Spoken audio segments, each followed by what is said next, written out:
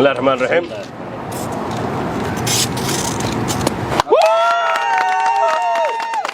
shirkadda gaadiidka lagu qaado ardayda ee Bila Bus Transportation Company oo kamid ah shirkadaha ugu waaweyn ee ka howlgala dugsiyada dawliga ah iyo kuwa gaarka loo leeyahay ee ku yaala magaalooyinka mataanaha ah ee Minneapolis iyo St. Paul ayaa maanta daahfurtay dhismayaasha xarun cusub oo noqon doonta tii labaad oo ay ku yeelan doonaan magaalada Minneapolis sidoo kalena waxay xaflad ballaaran u qabteen shaqaale weynaha shirkadaasi munaasabadaasi xariga lagaga jaray dhismayaasha xarunta cusub ayaa waxa ka soo qayb galay isla marhaan taasina xariga ka jaray mulkiilaha shirkadda Bila Bus Transportation Company mudane Cabdirasaaq Cumar Bile iyo qaar kamid ah shaqaale weynaha shirkadaasi Cabdirasaaq Cumar Bile mulkiilaha shirkadaasi ayaa guud ahaanba u mahad celiyay shaqaale weynaha shirkadaasi oo ay tiradoodu kor u dhaafayso 300 oo qof sidoo kalena waxa uu ka waramay marxaladihii ay soo martay shirkaddu waxaanu yiri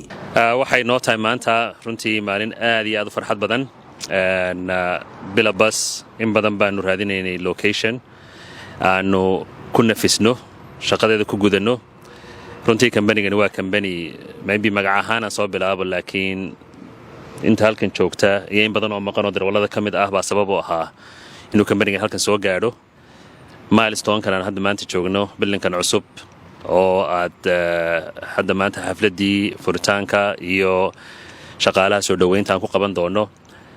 sabab waxa uu ahaa shaqadii wanaagsanayd iyo dadaalkii badnaa aniga kaliya ta qofka soo jeeda ma ahayn rag badan baa soo jeeday gabdho badan marka runtii achievement-kan iyo guushan aan gaadhnay waa wax annagoo dhan ka timiday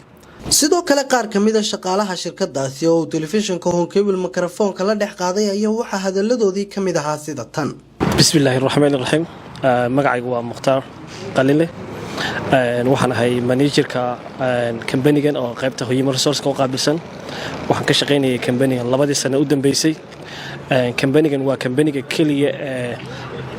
ugu weyn company-yada Soomaalida waana company-ga lead gareeya amba hogaamiya transportation-ka labada magaalada ee Twinska ah Minneapolis iyo St. Paul waa company shaqaalihiisa uu dhan yahay 300 ilaa 350 shaqaale ah waana company-ga ugu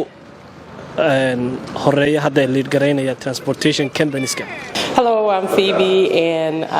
today is such an amazing day. I'm really enjoying myself today. I'm so happy to have joined Bila Bus last year, and there's everybody is such an amazing family. I dispatch here, and I look forward to progressing with the company and everything. I love everybody. I love what I do, and I'm just enjoying myself. And maanta waxaan isugu nimaanay munaasabadan aan ku furayna beeskan cusub xaruntan Bila Bus Cabdirasaaq Cumar Bile waxaan isla soo shaqeynay muddo dheer oo hadda 8 sano laga soo joogo alxamdulillah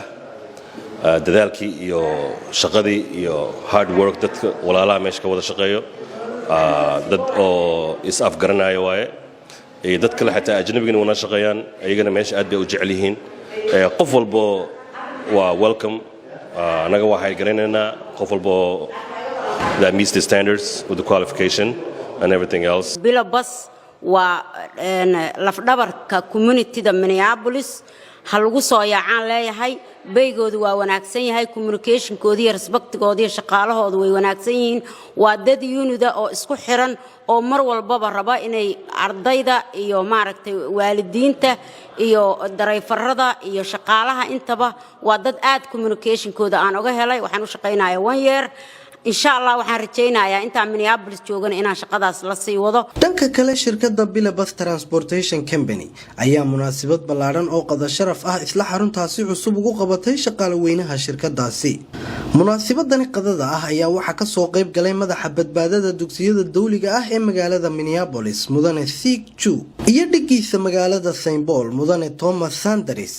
waxaanay labadooduba si faahfaahsan u qaadaa dhigeen sidii kor loogu qaadi lahaa badbaadada ardayda waxa iyaguna munaasabadaasi hadal ka soo jeediyay gudoomiye waaxidyada shirkadaasi oo dhamaantood ku dheeraaday sidii kor loogu qaadi lahaa shaqada baaxadda leh ay shirkadu u hayso bulshooyinka ku dhaqan magaalooyinka mataanaha ah gabagabadii munaasabadaasina waxaa soo afmeeray mulkiilaha shirkadaasi mudane Cabdirasaaq Cumar Bile isagoo hoosta ka xariiqay inay dib u habeyn iyo casriyeyn ku sameeyeen guud ahaan baabuurta iyo agabka ay shirkadu ku shaqeyso sidoo kalena waxa uu ugu bushaareeyay guud ahaan shaqaalaha shirkadaasi inuu lacagta mushaarka ah u kordhiyay qof walba oo kamid ah shaqaalaha shirkadaasi si kastaba ha ahaatee shirkadda Bilabas oo ay ka howlgalaan in ka badan 300 oo shaqaale ah ayaa kaalinta koowaad kaga jirta shirkadaha ka howlgala magaalooyinka mataanaha ah ee Minneapolis iyo St. Paul. Waguleed Ibrahim, telefishanka caalamiga ee Home Cable, magaalada Minneapolis ee gobolka Minnesota.